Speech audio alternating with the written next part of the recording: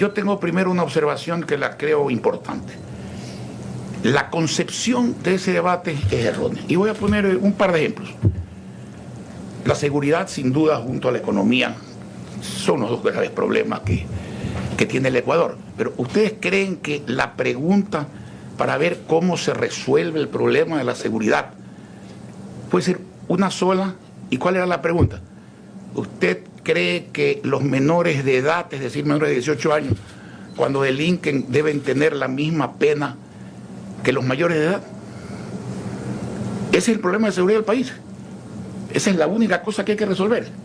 Y luego, en la forma, esa es la única pregunta. Y hacen que dos excelentes moderadores, como Fabrizio Vela y Denis Molina, le repitan la pregunta a cada uno de los 8 candidatos. Como que si fueran sordos, digamos, porque no entendieran que la pregunta es la misma. Entonces, por citar la forma. Ahora, yo le voy a ser franco, yo siempre he tratado en mi vida de ser objetivo en mi análisis. Y no digamos ahora que tuve mi última intervención electoral el año 14 como candidato y alcalde por 4ª vez de la ciudad de Guayaquil. Y cuando ya no estoy en la actividad electoral, desde entonces, y me fui del municipio en mayo del año 19, vamos a cumplir 6 años. A mí me gusta ser objetivo. Yo creo que, si yo dijera aquí quién creo que ha ganado el debate, para mí es medio intrascendente el tema, porque tiene distintas formas de ser analizado. Y segundo, me van a decir ustedes, quienes me están oyendo, usted ha venido aquí a hacer propaganda del candidato de las 6. No, yo me voy a limitar a decir que yo creo que el señor Kronfle demostró que tiene las cualidades que tiene que tener un presidente, sin restarle mérito a nadie. El señor mostró que es coherente, que tiene experiencia, que no ha mentido, que tiene conocimiento de los problemas, que tiene decisión para resolverlos y sobre todo esto. Quien no tiene alma, quien no entiende que la política es para servir, en mi concepto, no debe ser funcionario público, peor presidente de la República. Con eso es suficiente. Las encuestas, ¿quién ganó el debate? A mí me interesa en lo personal y modestamente sugiero que los ecuatorianos lo mediten. ¿Qué gana el país con el debate? ¿Qué ganamos los ecuatorianos con el debate? Las familias ecuatorianas con el debate. Y yo creo que eso no se enfocó porque no permitieron que se enfoque. A un presidente de la República en ejercicio siempre lo hace en blanco de lo que pasa. En algunos casos con razón, en otros sin razón. Yo pregunto, y eso es lo que yo quisiera analizar, ¿qué está pasando con el país desde que al gobierno de Rafael Correa se le acabó la plata ajena? Porque como decía Winston Churchill, el socialismo exitoso dura mientras la plata ajena no se acaba. A partir de que se le acabó la plata, vino el señor Lenín Moreno, después vino el señor Lasso, ahora vino el señor Noboa. ¿Qué ha pasado en el país en ese tiempo? ¿Quieren ver lo que ha pasado? A ver. Estos son números oficiales, por si acaso, ¿no? Yo acá tengo los respaldos. Empleo adecuado. Hace algunos años el empleo adecuado era 42%. O sea, 42 de cada 100 ecuatorianos lo tenían. Hoy, al año 24, es 33%. La pobreza, hace años era 21%, hoy día es 25%.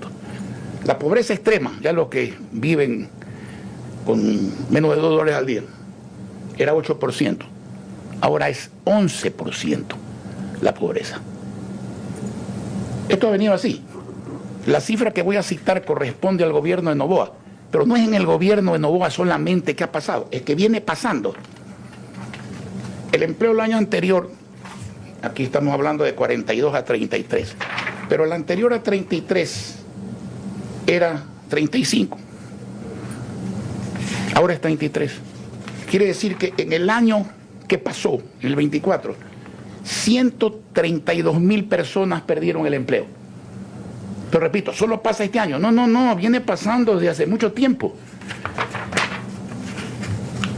Esto es peor que las estadísticas. Este es el Banco Mundial de hace poquitos días. Banco Mundial pone en rojo el Producto Interno Bruto del Ecuador. en el año 2024 habría caído 0,7%. 0,7%. Añádale a esto el 1,55% del crecimiento poblacional. ¿Pero por qué caen esos números? Porque no hay crecimiento. Pues ya vamos. ¿Por qué no hay crecimiento? Ya vamos. Solo déjame terminar un ratito.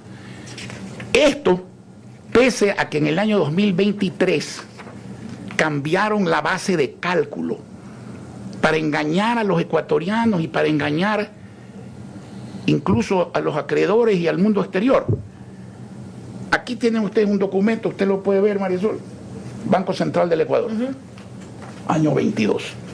Y acá tiene otro documento, Banco Central del Ecuador, año 22.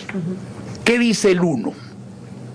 ¿Qué hicieron? Cambiaron la base de cálculo del año 2007 al año 2018 para comparar. Y voy a poner un ejemplo para que se me entienda.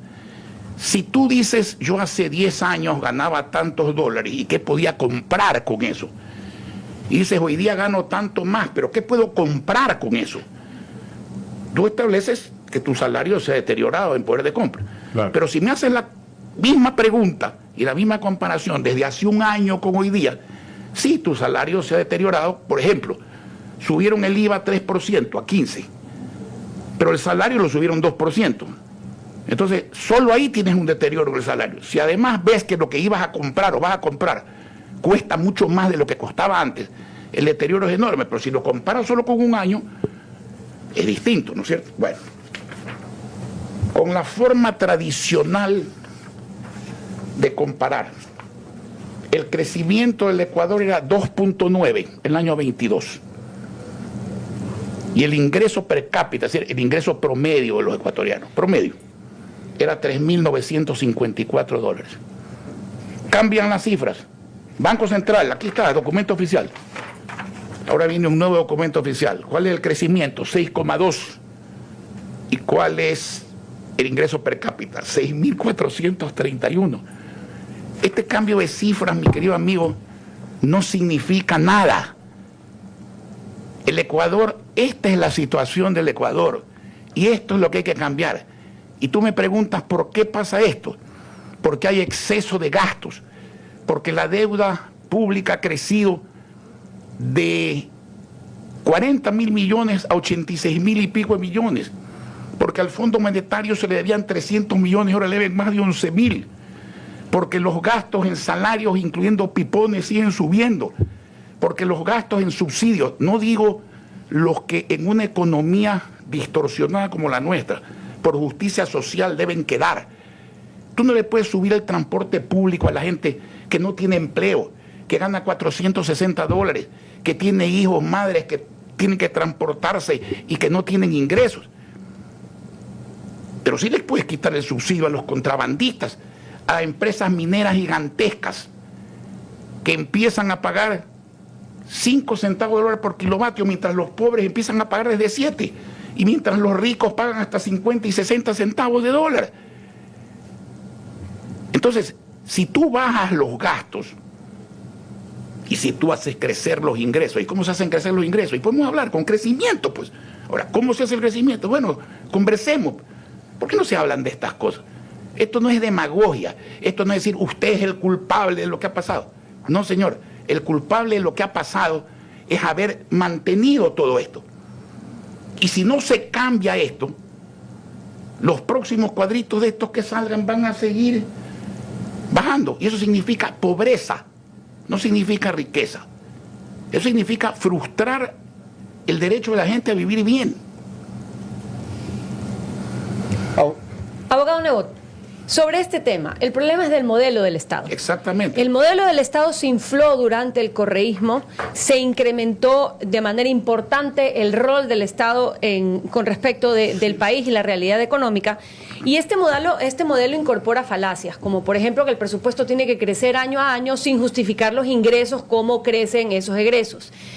También se consolidaron ciertas dinámicas que se mantienen hasta el día de hoy, como que constantemente se aumentan los costos de productividad para el sector privado, pero nadie habla de competitividad. ¿Por qué cree usted, desde su experiencia política, como ser humano, como persona productiva de bien, que cuesta tanto al Ecuador comprender que la competitividad va de la mano con el atractivo a la inversión, bien sea nacional o extranjera, y que esa es la clave para salir de la pobreza? Al Ecuador no le cuesta tanto, el Ecuador paga la cuenta. Como decía el presidente Reagan, cuando un hombre dilapida su fortuna, él quiebra. Cuando un gobierno dilapida la plata colectiva, el pueblo quiebra. Entonces, ¿por qué no se hace lo correcto? Unos porque no saben, pero aceptan cualquier cargo. No, yo conozco funcionarios que han sido todo. No saben nada, pero han sido todo. Y otros no quieren saber porque no les conviene. Pero esto es muy sencillo, mi amigo. Es decir, lo que usted dice es tan exacto, pero cuando se analiza es peor. Porque el presupuesto ecuatoriano, hoy día de 35.500 millones, gran parte de ingresos, digamos, reales, de tributos, y ya veremos lo que causan los tributos también cuando son injustos y excesivos, es parte de lo que usted está diciendo, el costo de producción se va a las nubes, los precios suben, la gente tiene menos plata en el bolsillo, correcto, la gente le cuesta más comprar lo mismo que compraba antes a otro precio. Pero definitivamente el presupuesto tiene tres grandes rubros. Salarios, que incluyen pipones, yo no digo burócratas, la burocracia es como el empleado eficiente, puede ser mejor empleado, pero es un empleado que cumple con su deber. El pipón es inaceptable. Usted en pipones puede ahorrar entre 500 y 1.000 millones de dólares al año. ¿Tanto? Sí, señor. Y podríamos calcularlo, pero se acerca el incremento del IVA. Porque eran 1.000 y pico de millones. Ya vamos a ver. 500 a 1.000 millones de dólares. No cuesta un centavo decirles hasta aquí llegó tu contrato. Pues son contratos precarios en el fondo. No hay estabilidad. No tienen liquidaciones, salvo el 13º, 14º y sus vacaciones. ¿Ok? Ustedes subsidios, dejando los que políticamente son indispensables, sobre todo para gobiernos débiles, ¿no? Recordemos la frase de Matobey y el cuencano que dijo que crueles son los gobiernos débiles. Porque esa debilidad acaba siendo cruel para la gente. Pero en fin, y por otro lado es de justicia. Usted es un agricultor que está quebrado, encima le va a subir el combustible.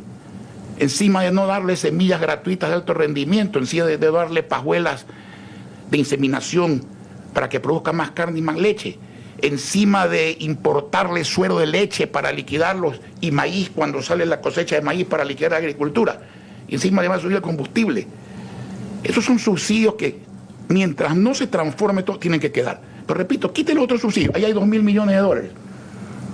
2.000 millones de dólares fácilmente. Y en la deuda externa, mi amigo, esto no es cuestión de la demagogia, la deuda no se paga porque es inmoral, o la otra demagogia, que se mueran 1.000 personas por falta de diálisis, pero páguele a un gordito extranjero, acreedor o nacional disfrazado de tenedor de bonos, que no se va a morir por cobrar 2 años después con los intereses. Pues las cosas hay que pagarlas, pero no sobre la vida humana, no sobre el servicio, no sobre la falta de computadoras, sobre la falta de internet, no sobre la falta de obras públicas. La inversión en obras públicas es 1%, 1%, $1 de cada 100 se está presupuestando con inversión. Vaya a ver si han cumplido con el dólar.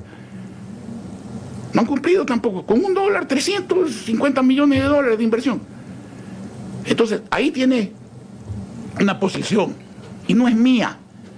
No es mía, porque además, y si fuera mía, no sería sino eso, a lo mejor estoy equivocado. Antonio Guterres, número 1 de las Naciones Unidas, es el primero en decir, vean señores del Fondo Monetario, déjense de ser fiscalistas, apunten al crecimiento, los impuestos matan el crecimiento, no van a pagar la deuda los países si siguen así. ¿Qué debería hacer el Ecuador? Decir, señores, si no podemos pagar 40.000 millones, ¿cómo vamos a pagar 86.000 millones? Obviamente, bajando gastos y entre ellos tirando la deuda hacia adelante para que se pague menos cada año, aunque se pague por más tiempo, y que luego venga el crecimiento para limpiar también esta ecuación. Las cosas se pueden arreglar.